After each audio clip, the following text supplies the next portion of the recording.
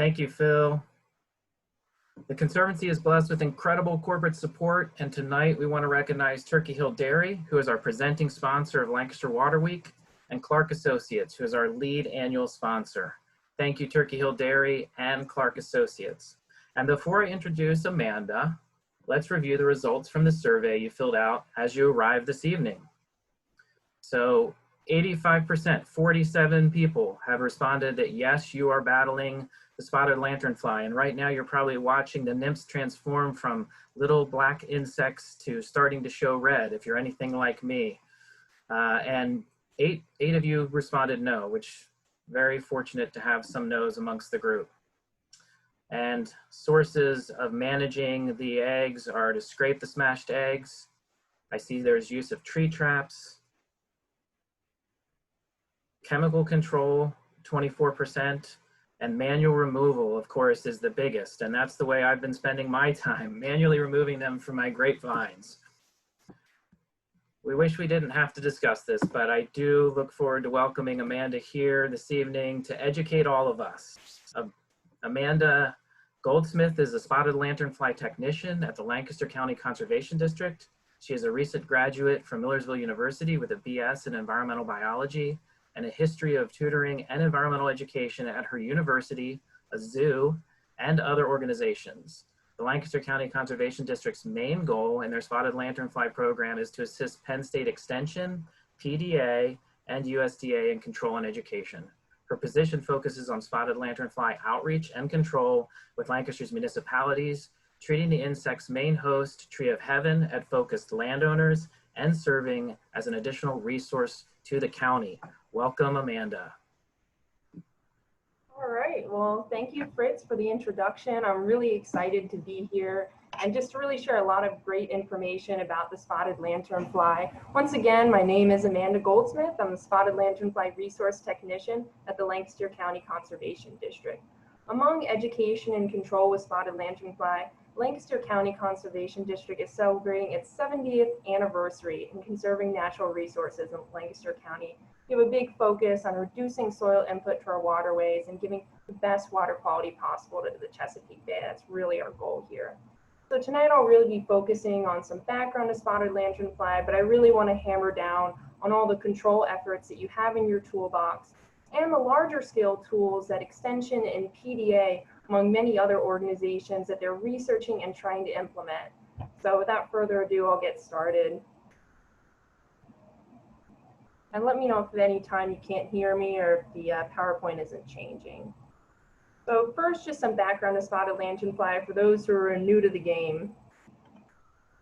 So the spotted lanternfly is a plant hopper in the family Fulgoridae that uses its piercing, sucking mouthpart to feed on sap.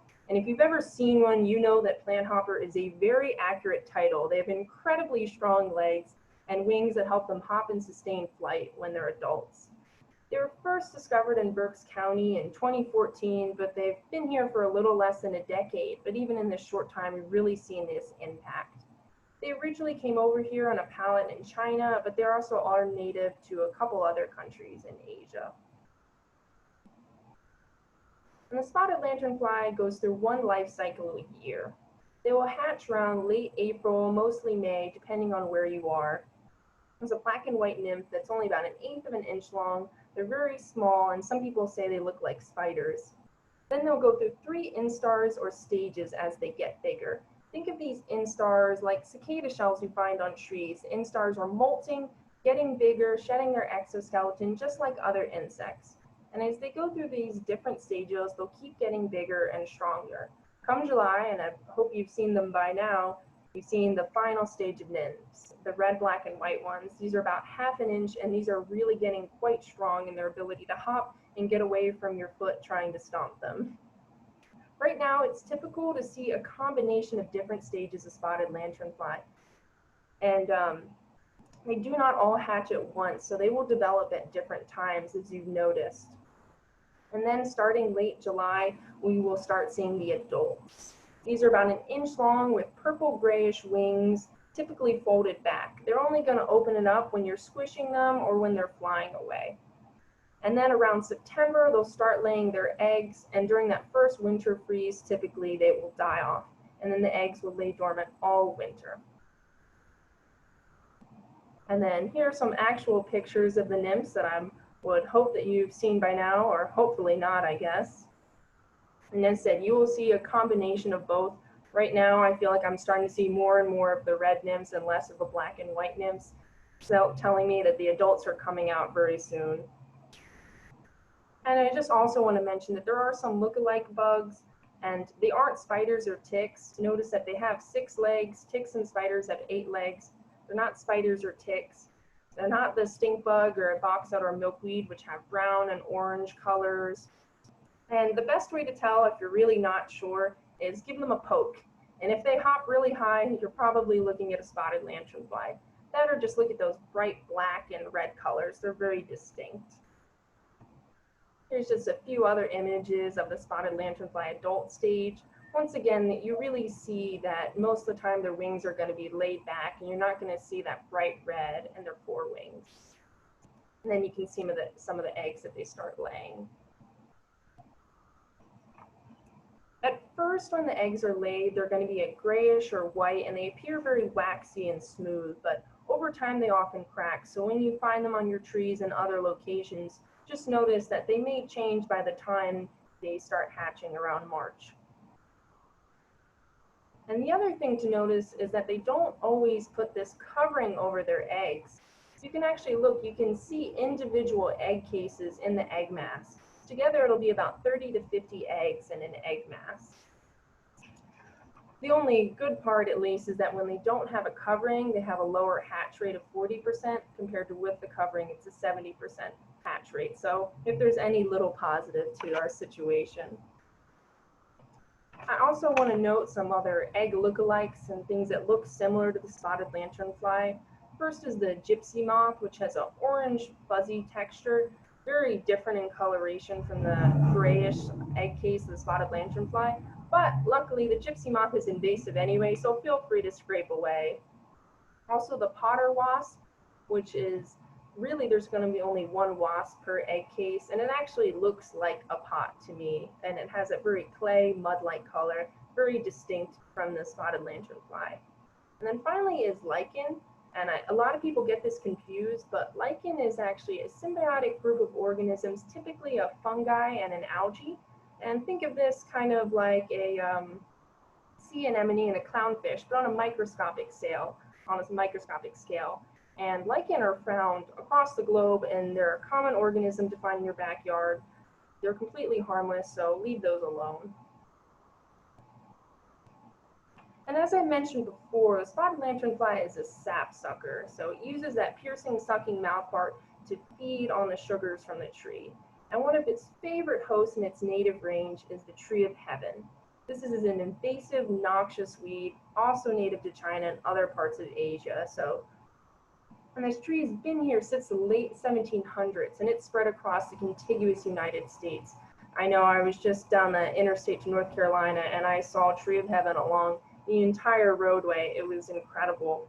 And some features to look out for that you'll see include this cantaloupe-type looking bark, heart-shaped leaf scars, and those bright yellow or orange seed clumps. If you've looked along the highway, you've probably seen it. It's tree of heaven. If you break off a branch, it smells like rotten peanut butter, or to me, it just smells gross. I don't know what rotten peanut butter smells like.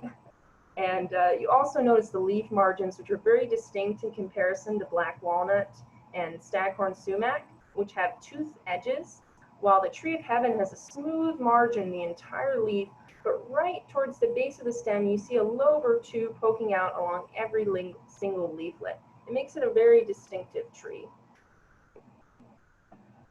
But you won't just find spotted lanternfly in their favorite tree. They like many, many, many other trees and plants. Next to tree of heaven, some of their top favorites would be, grape would be number 2, no doubt. And then following that would be like hops, maple, sycamore, willow, and the list goes on. Pretty much if it's not a conifer, they will probably feed on it and give it a try. And because of their wide host range, they have a unique impact in our backyards and in our agricultural industry. So luckily they don't bite or sting people, but again, they feed on the sap from the trunk, stems, or leaves. They can't bite people with a mouth part that's basically like a straw. So at least we have one less thing to worry about. But the problem is that feeding on the sap is going to impact the plant and the surrounding area. So first, as they feed, they secrete partially digested sap, and this collects at the bottoms of trees, vines, and other plants, producing black sooty mold on the bark, which is going to weaken the plant. And this sugary substance is going to be attracting stinging insects. So those are both two problems. And here's some images of what the sooty mold looks like. Really not too pretty to have in your backyard. And the intense feeding doesn't just produce mold and attract bees. It also has a very, very negative impact on grapevines. Vineyard owners are stressed and concerned about the future of their vineyards. They've had to use a lot more pesticide and lost crops because of it. And this is because the intense feeding can weaken the plant, especially when adult spotted lanternflies come in huge numbers. It's especially the adult stage where we see that big impact on our environment. Luckily, though, we don't see quite the same impact with any other crops than grapes. While they do feed on crops like hops and fruit, they aren't causing plant die-off and yield loss like with grapes. So that's another positive piece of news, but that's still being monitored and that still could change. In general, that's why it's important to understand that spotted lanternfly is a plant stressor. You may be worried about large trees you have in your backyard. You saw spotted lanternfly swarming on, and you're wondering, are all my maple trees going to go? But it's very unlikely that they will die from this infestation. With the exception of grapevines, small tree saplings, and tree of heaven, spotted lanternfly has not killed trees and other plants. Instead, the sap feeding reduces growth, and it's going to increase the tree's susceptibility to weather, such as drought and other pests and diseases. So while they are undoubtedly a gross nuisance in our backyard, we at least know that our backyard plants are very likely safe. So it's important to keep that in mind when you're being a little scared about what's happening in your backyard, that it'll be okay and we can manage this. And then now that we have some background, I want to really touch on quarantine, spotted lanternfly quarantine, not COVID. And it's really quite funny since they all come from China. And what this quarantine means is that no worker or resident can move any life stage of spotted lanternfly inside or outside of quarantine. So if you are going 10 minutes down the road in Lancaster County, or if you are going across the state, as long as you are starting or stopping in a quarantine county, you should be checking your vehicle. And just in general, it's about common sense and having that self-awareness about where you are when you're checking your vehicle. If you're parking under 10 by 10 trees that are infested with spotted lanternfly, you definitely want to be checking your vehicle. And it's about knowing where you are. And the other aspect is that quarantined in Pennsylvania includes a lot of counties. As of March 2020, it includes 26 counties. 12 were just added this year. Luckily, at least, the populations are not as bad in the outer areas from like York, Cumberland, all the way around to Monroe, and even by Pittsburgh and Allegheny and Beaver. The populations aren't quite as bad as they are here in Lancaster, Berks, and Lehigh. So we at least have that positive news with the quarantine. So we're completely surrounded in Pennsylvania, but not just Pennsylvania has quarantine. New York has an exterior quarantine, but New Jersey, Delaware, Maryland, and Virginia all have quarantine counties. So as you travel this summer, you really want to keep track of where you're going and checking your vehicle so that if you're starting or stopping in these quarantine counties, you're checking because you care about the spread of spotted lanternfly. It can spread out as far out as California. There is suitable habitat for it there. And knowing its impact on grape vineyards, we've already seen this economic loss in Pennsylvania. So it's really terrifying to think about that impact when they have an even bigger grape industry out in California. So just to summarize what the quarantine means is check your vehicle again when you start or stop. And Don't move your equipment or furniture with spotted lanternfly eggs or other life stages. And I really recommend the best way to do that is just keep this compliance checklist in your vehicle. It's on PADA's website under their quarantine tab at the bottom. And this shows you what life stages are out and about during each month. And it shows you exactly what things you should be checking. So when you're going camping, going boating, any other recreation that you do this summer, it's really important that you keep this in your vehicle because it's a great check for yourself. And also just make sure you're reporting to Extension just once a year, just so that they know that you have a spotted lanternfly still at your property and they're able to map that out for research purposes. And also just as a quick plug, if you work for somewhere, if you own a business that drives in Lancaster or moves equipment, you do need to have a spotted lanternfly permit. They're completely free to get. All you have to do is do a 2-3 hour course and only a supervisor needs to take it and then they can train their employees. It's completely free, and I will say that we at the Conservation District are permitted. We are proudly checking our vehicles and we are not exempt from this either.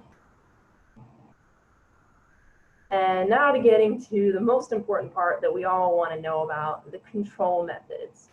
And I want to remind everyone that as we manage and control spotted lanternfly on our property, that entirely eradicating them from our landscape will be next to impossible unless you have a very small population.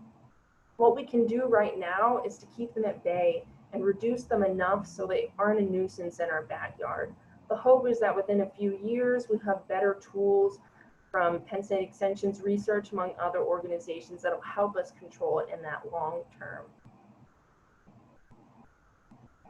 And actually, Extension just came out with 2 really great fact sheets that'll tell you about treating and using insecticides in ornamental trees in your neighborhood.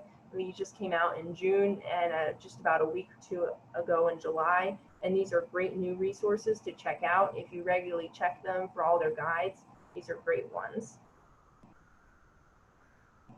And when we get to control, we have to start asking questions about our property and our goals before we go straight to management. Using this great tool from Penn State Extension, we can use the least toxic and cost-intensive tools first and only go up the pyramid as we need to. This means we start with cultural practices, go up to physical mechanical tools like traps and squishing, then to biological control with predators and other enemies, and finally to chemicals as a last resort. This way that we're being environmentally cautious and also saving some money too. Culturally, there are a few lifestyle changes that can make a difference when you only have a few spotted lanternflies in your backyard. This might mean just promoting plant health, whether that's using the right fertilizer, watering them enough, or just making the plant as happy as it can be. If there are other pests on it, get rid of them too. We want to do everything we can to help the tree or plant battle spotted lanternfly on its own without having to do all these other time-intensive and cost-intensive methods. And with that, make sure you're following quarantine regulations and best management practices, because that will help be a cultural change. And talking to your neighbors and communities. I'm working with townships and municipalities in Lancaster to help control spotted lanternfly and reaching them how I can.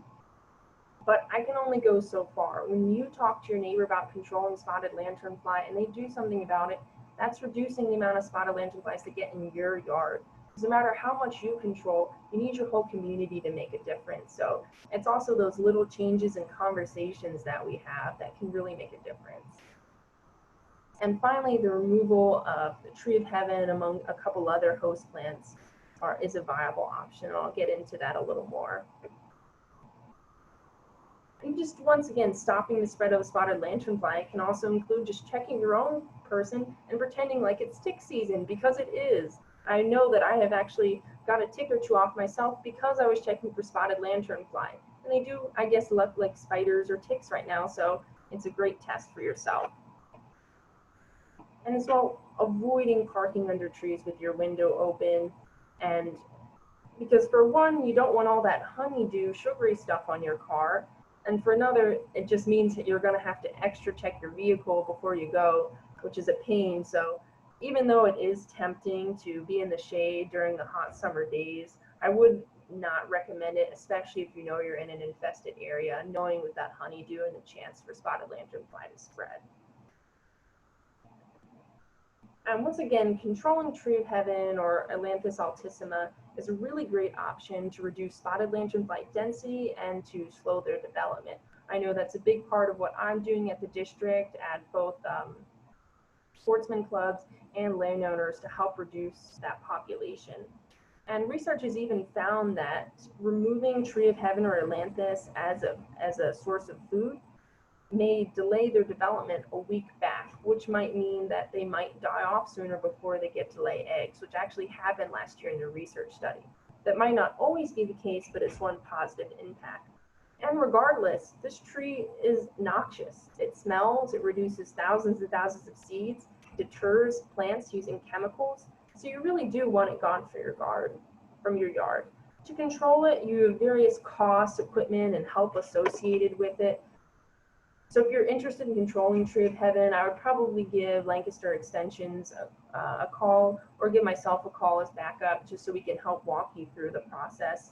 And Penn State Extension does have a great fact sheet on managing tree of heaven if that's needed for yourself. And just in general, if you do want to control it, you will need an herbicide, because as a defensive mechanism, it produces root sprouts, and then you will make the problem even worse. And because you have to use an herbicide, it'll have to be done during the summer from June to September.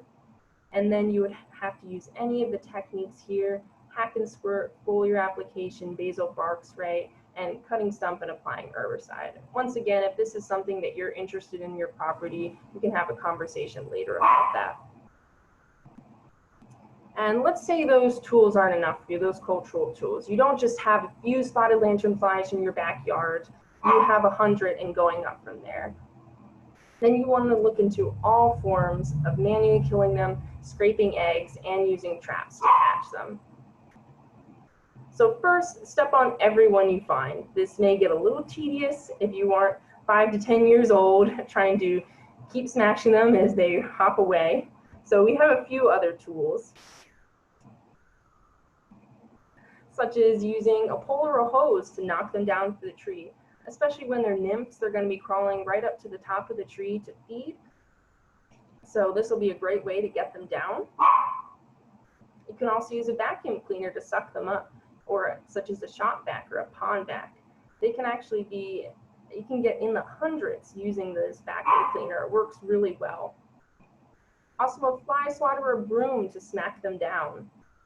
We actually have free fly swatters at the front of our farm and home center if you're ever stopping by for any of our needs. And as well, you can just use an empty bottle and put the lip of the bottle right over them, and they'll hop right back into it. So these are all tools that you have in your own backyard. Excuse my Maltese in the background barking. And another manual tool is scraping eggs from trees and other equipment. And you want to scrape them off and either put them in alcohol or step on them so there's no chance of them to hatch. And remember that eggs can be really high up in the tree, and you should only scrape what you can. It's unfortunate, but they do lay them in the top parts of the tree, and we really can only get what we can get. So that's why it's important to control them before they lay those eggs. And a couple of locations that you want to be looking for would be any smooth bark tree or vertical surface, outdoor furniture, grills, firewood definitely, vehicles, smooth stone. All of these things can have spotted lanternfly on them. And so when you're moving that equipment into your garage into the winter, that would be a great time for check to those eggs and scrape them off. Because you don't want them hatching in your garage in April or in your backyard when you take them right out as you enjoy spring. And we also have some traps that can use, which are a little more hands-free. And I do want to mention that I'm going to mention 3 traps, but other than that, there are tons of creative ways that I've seen homeowners on Facebook and other places that they've used to trap spotted lanternfly, and really encourage you to stay creative. Make sure you're not harming wildlife or harming the plant, which kind of defeats the purpose, but really encourage you to keep trying new things. And the first one that I think we've all seen a lot of is the sticky tape or tree bands, which catch the nymphs really well. Once again, as said, as they move up the tree, trying to get to a higher part of the tree to feed, they're going to get stuck along the way. But it's really, really important to know that sticky tape can catch birds, bats, and other intended wildlife. Using thin strips and some form of wire protection can really reduce that rate of capture. I know I've been using this for about a month and a half, banding about 20-25 trees at the Farm and Home Center in Lancaster, and we have luckily had no bycatch problems whatsoever. If anything does get caught, please contact your local rehab centers such as Raven Ridge. They've seen a huge increase in animals getting stuck, such as endangered bats. So it's really important that we're careful about managing spotted lanternfly and managing our endangered wildlife. And luckily, I do have a video that was just made a few weeks ago on how to set up tree bands using those best management practices, such as chicken wire and thin strips. So I have the title listed here, but also when the webinar is recorded, you can always come back to it to watch it. And this trap is definitely one of the more cost-effective ones, ranging from about $10 to $20 if you get fly tape, and we've spent about $40 for a roll of 160 feet. So it's pretty cost-effective. And if you're looking for traps that capture adults better and won't have those same bycatch issues, these are going to be your next best bet. The bug barrier is kind of a hybrid. It's the next step up from the sticky band because the sticky tape is sticky parts faced inward so that nothing on the outside is going to get stuck. And it was originally used to control gypsy moths, but now we've been able to use it for spotted lanternfly too. I actually just saw a post that they're using this bug barrier tree band at the Philadelphia Zoo, which is really fantastic. But it is a more costly option, running around $120 for 30 feet of tape, so might not be an option for everyone. Luckily, though, we have the circle trap, one of Penn State Extension's latest research methods, which will funnel spotted lanternfly into that container on top. And this trap, and there's no sticky parts to it either, so no bycatch problems. And this trap will range to be about $20 a pop, but you can also make one yourself using these instructions from Extension. Once again, I just have these listed here that just show a couple places you could purchase them or that they'll be available for you. And you can always come back to this when they send out the recording. And the next step of the pyramid is that biological aspect of controlling spotted lanternfly, using predators and enemies of spotted lanternfly. And these are typically already happening naturally in our backyard. We're just not even aware of it. Or they're a tool that researchers implement. And for your own backyard, I might steer away from using any of these, but I really want to mention them so you know what great work is being done to combat spotted lanternfly. So first, we have native predators like wheel bugs, also known as assassin bugs, which I have had a lot of fun watching them hang out right underneath the sticky bands and pick the spotted lanternfly nips right off and feed on them. There have been some tree bands that have been completely removed, the nymphs that have taken off. And I've actually seen them walk on and off the sticky tape too. So it's really great to see some of our native predators getting to work. And on top of them, we've also seen praying mantids, spiders, and other predators attacking them. It's important though that you don't release any of these bugs into the wild. They're already working for you, you just may not know about it. And when we release a bug into the environment, we're messing up the natural workings of our ecosystem the same way a spotted lanternfly is. So, and remember, if we wanted to release praying mantis, they feed on a lot more than just spotted lanternfly, including bugs that keep our backyard healthy. So definitely steer away from those options. And two specialist predators that are coming out are parasitoid wasps that are native to China and naturally parasitize spotted lanternfly in their native range.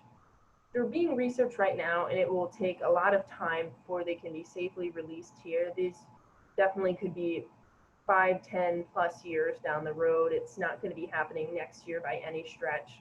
Currently, they're just in the stage of they're raising non-target species like native plant hoppers that might be affected by this wasp, and then they're eventually going to see if they will be impacted by this wasp. So this will be a couple years down the road, but it's still a really great option that I'm excited to hear the research when it comes out. And luckily, we have the fungus Bavaria bassiana, which should be coming out sooner, hopefully, than the wasps. And this kills both the nymphs and the adults. And right now, researchers are just fine-tuning the use of the fungus, finding the right strain to kill the nymphs and adults, because there can be different strains that hopefully will target spotted lanternfly more specifically. just because this fungus doesn't attack any wildlife, it doesn't impact humans. It's really just some insects. So as long as we know what insects it's targeting, this is a really great option. And they've already seen a ton of success with this fungus, and they have a really big research project going on right now at Blue Marsh Lake area using aerial spraying of the fungus among plenty of other research options. So we're really looking forward to seeing this research come out very soon and making big waves. And I also just want to mention a few other interesting research projects that are coming out. And there's so many that I'm only listing a few, but they've come from so many different organizations around the globe that are getting involved in this. So it's really exciting to see this collaboration of scientists. And one of them is using DNA actually to detect the presence of spotted lanternfly without using any visual surveys. And right now it costs about $200 for 5 surveys to see if you have spotted lanternfly. Especially in areas where there aren't too many, it's a really great method that's come out.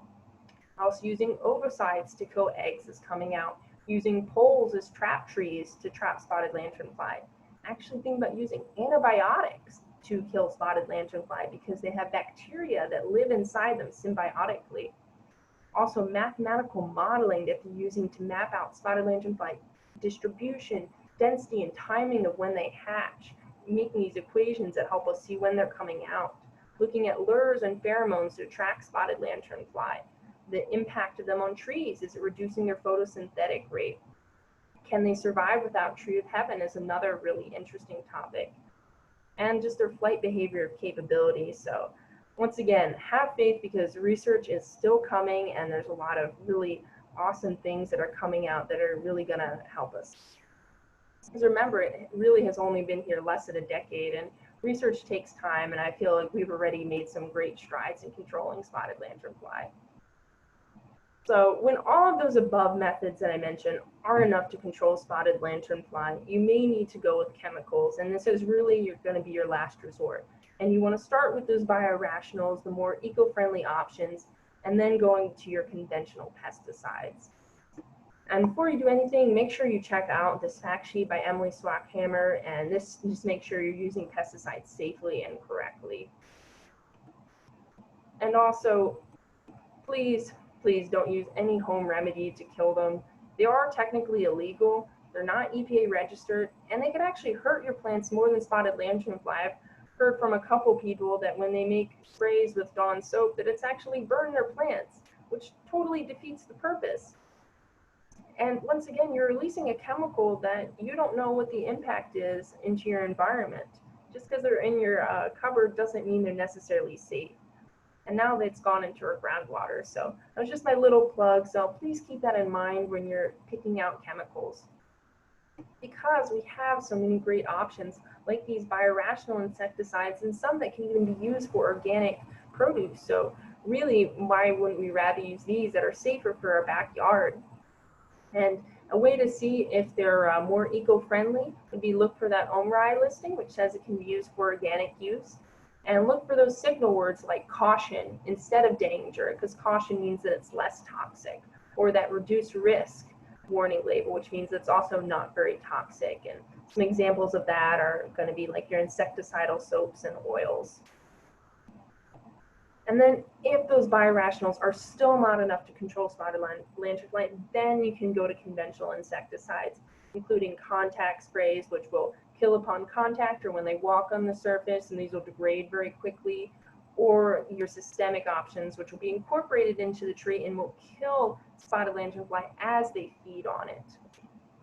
And all their products that they have tested and recommend are listed on Penn State Extension's homeowner guide. If you scroll down to the bottom, they have a bunch of products listed that you can try out.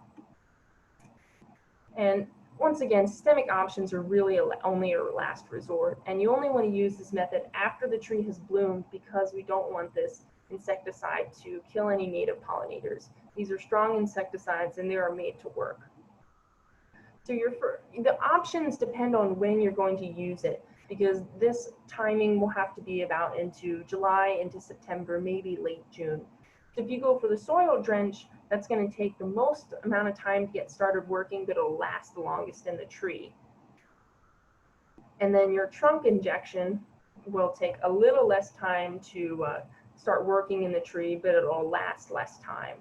And the trunk spray will keep going. It'll get taken up by the tree even faster, but work even less time. And then your foliar application will start working the fastest and then last the least amount of time. And this graph really just summarizes what I said. You want to choose the option based on when you're controlling it. If you're applying in June or July, then you might want to go up to that soil drench because it may take some time to get started working, but it's going to work all season long for you and help you out. But if you're applying late in the fall in August, September, you might want to go more for the foliar application because it'll get to work immediately, but also degrade quicker. So it really depends on what your property is, and it's just important that you make a plan that'll work for you. So to conclude this presentation, I just want to encourage you, start early and continue the whole season. When you control the nymphs, you can help make a big impact on the adults. And use multiple tools because together and monitoring that spread, and it's that synergistic approach that'll really make the biggest difference. And more than anything, go to Penn State Extension because they really do have so many endless resources. I have a few for you here, but they're a giant hub of information that's just fantastic.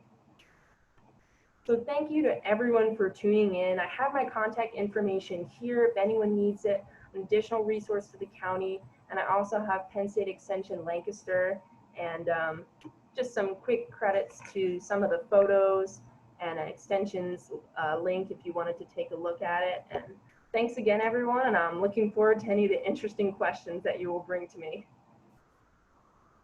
Thank you so much, Amanda. That was just incredibly full of information. I know everyone's got lots of questions. So I want to make sure people have a chance to put those questions in the Q&A button at the bottom of our screen so that we can get those questions asked of Amanda and hopefully get some more information to you. We also will have a recording of this webinar available so you can go back through the slides and back through the information, as Amanda said, that will get emailed out to everyone in the next few days. In the meantime, I just want to remind you of our upcoming Nature Hour in 2 weeks. Again, it's Nature's Medicine, Healing Yourself, and the Earth with Native Plants. With Megan Gonick from Generative Health. That will be on Wednesday, July 29th from 6 to 7 p.m. And as Fritz mentioned, Water Week is coming soon. August 7th through 15th, we'll have that mix of in-person, small events, virtual events, and self-guided tours. You can sign up at lancasterwaterweek.org. And new this year, we have the Lancaster Water Week Pledge, where you can take action in your own home to make sure that we have clean streams and rivers within our lifetime with just 3 simple action steps. So without further ado, let's pull up some of these questions here. All right, so from Lori, we have a question. What is their home range radius? Will they migrate out of our place and to our neighbors? They definitely can. As a nymph, I mean, I've heard stories that there was actually had the windstorm, I think it was on Monday or Sunday, and people said, oh, I didn't have spotted lanternfly. And then after this storm, they all came in and they were everywhere. So even a simple weather event might bring them onto your property, especially as adults. I've heard stories about at Hawk Mountain where you can see them flying from treetop to treetop. So they can really spread a big radius. I don't have a number for you, but hopefully that answers your question. Oh, and a fun follow-up question from Lori as well. Where and do they sleep? Are they in the ground? She wants to try to kill them while they're sleeping. I don't know that question. The answer to that question, that's interesting. I've wondered that myself. That's a good one. We'll have to see if Penn State will ever find that answer out in their research. So from an anonymous person here, we have lanternflies are on someone's vegetable plants. Is there a specific trap that can be used around vegetables? The only trap that I've started to see some homeowners use is this inverted 2-liter bottle trap. And you just cut off the top of the trap, flip it around, and then you'll put that onto your trap, poke some holes in it, and then you can just put it on any stalk of your plant. I haven't tested it out too much, but for your smaller plants, that might be something you're interested in doing. For fig trees, kind of similarly, just like grapes, have you seen anything that really works well for fig trees? I know they're another fruit plant. Is that a tree or is it like a vine? A fig tree is a tree. I believe. Yeah. Okay, well, if it was a tree, then you definitely have all of the sticky tape options, the bug barrier, or the circle trap. I think with the vines, it's a little tougher, and that's why a lot of times we might have to go to pesticides because these traps are made for trees. So that's unfortunate in that case. Yeah. Amber has a question. When planning to go on a cross-country road trip, when would the best time to wash her vehicle be to ensure that she doesn't bring any SLF with her? Is a touchless drive-through car wash sufficient? I would say so. I mean, first just do a quick walk around your car and check that you don't see it. But it's only where you're starting. You don't need to be, as you're moving, stopping and checking your vehicle all the time.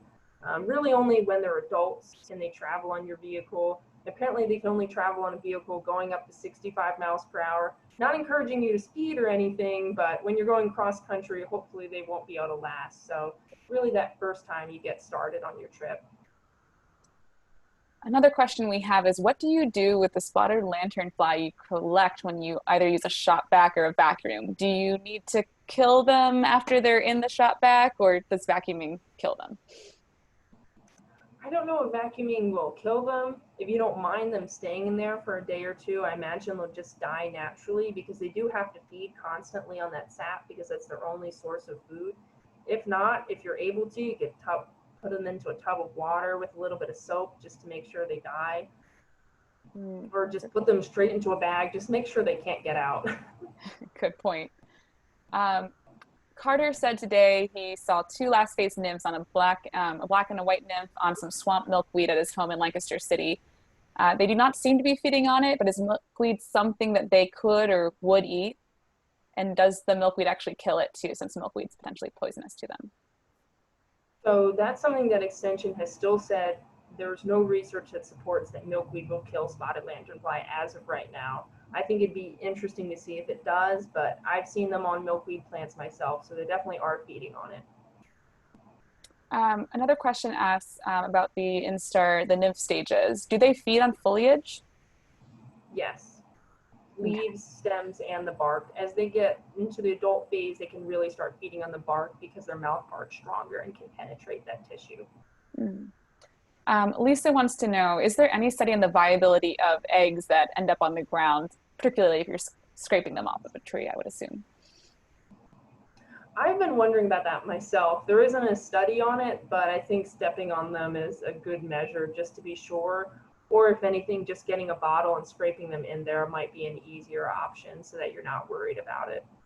Yeah. We had an anonymous question here. Is there any recourse for those neighbors who refuse to treat an infestation on their neighboring yards? I wish, but unfortunately not. It's just trying to have a nice conversation about it, and just we can only do so much. And we can't force anyone to put chemicals or traps on their property, so. Sally wants to know, do spotted lanternflies switch what they feed off of as they grow? Most definitely. Now, they might start out as nymphs. You've probably seen them on your rose bushes, but as they get into adults, they might move away from that. So as they move and get older, they really seem to change what they feed on. And really, they only know so much of what they change as they feed on. So that's still coming out. And really the best thing is that if it's not a conifer tree, you could probably see them on it. And knowing when they'll start or stop feeding or when they'll change trees, it seems almost random. At least it's what I found on our property. It's really hard to tell when they're going to be moving and what exactly they're going to be feeding on. Our next question is from someone who has 3 young tree of heaven, about 12 to 15 feet tall, in their backyard, and a silver maple tree. They have a bunch of them gathering on the tree of heaven. Is there any effective way to kill them while also killing the tree of heaven? It would depend on how large your tree of heaven is. You could use a systemic insecticide on the tree of heaven. We do use that as the trap tree method. Because tree of heaven attracts so many spotted lanternflies, you could use that systemic insecticide and kill them all year round. But if it's a really small tree, you might not be able to use a systemic. We only use the systemic on trees that are 6 inches or bigger. If not, your next best option is to just use the herbicide and cut down the ailanthus. So Wanda wants to know, how far can one spotted lanternfly travel in a year on its own, without hopping onto one of our cars? How many miles can it go? Do we have any idea? I have no idea. I know at least the most interesting fact I found was that they can fly for up to 300 seconds. I mean, once they catch the wind and they get in the air, I mean, they can fly a while. So I can imagine it's a good amount of miles that they can travel. I mean, the fact that they've been able to get out to Pittsburgh should definitely show us that. Lisa wants to know, is PennDOT going to do anything about Tree of Heaven along the highways? It really is a kind of corridor for spread, as she puts it. Oh, absolutely. I know with my focus as we're treating Tree of Heaven, I'm thinking about the proximity to vehicles and areas of high populations. I know at the last Spotted Lanternfly Summit in Harrisburg in March, PDA mentioned that they were working with PennDOT. I don't know where they're at in that phase, and I know that COVID has kind of delayed a lot of the work that PDA and USDA is doing, but I know they're getting started on it, and I would hope that if it's not getting started this year, hopefully next year they'll be doing some sort of collaboration. We had one request here just for you to describe how that inverted kind of 2-liter bottle trap works again. Yeah, I'm trying to see if I just have this hairspray bottle, but it's about all I have. I wish I would have brought the bottle trap actually. I might be able to pull up an image and share screen in a second, but basically you would cut it off at this point, like say this is the top of the bottle. You'll flip this part around and invert it so it's facing up like this. And then when you have the hole, you'll put it onto your tree. So let me see if I actually have that image that I might be able to share. Thanks, Amanda. If you have a question in the meantime, feel free. Yeah, let's see here. We have a question asking whether or not spotted lanternflies are becoming a problem in some of our more natural ecosystems, which I can say at the Lancaster Conservancy recently we've had an issue up at Welsh Mountain Nature Preserve, so definitely answer that one. Have you seen it elsewhere though in some of the natural areas that are protected in our region? Yes, I mean, it's definitely there. Actually, Extension does have a webinar on forest ecosystems. If you're interested, it's already been recorded, so feel free to check that out if you're curious. It's on their website, but they definitely are in forests. The one thing we notice is that they do kind of start in the edges. I don't know if they'll really survive deep into the forest as much, but they definitely are impacting all kinds of ecosystems, unfortunately. Yeah. And Amanda, what we can do too is we'll send out the image or video that you have in the email that will go out afterwards with the recording, so we can make sure that everyone sees the bottle trap picture that you have. So I'll make sure that that gets out in the email we send out with the recording after this webinar. We have reached the end of our time for questions here, so I want to pass it back over to Fritz just to say a few words, and I want to thank you again, Amanda, so much for all of the incredible information that you've shared with us today. Thanks for having me. I do have the quick image up if you want me to try to pull it up real quick. Sure, go ahead. Yeah, that'd be great. Let me see if it'll work.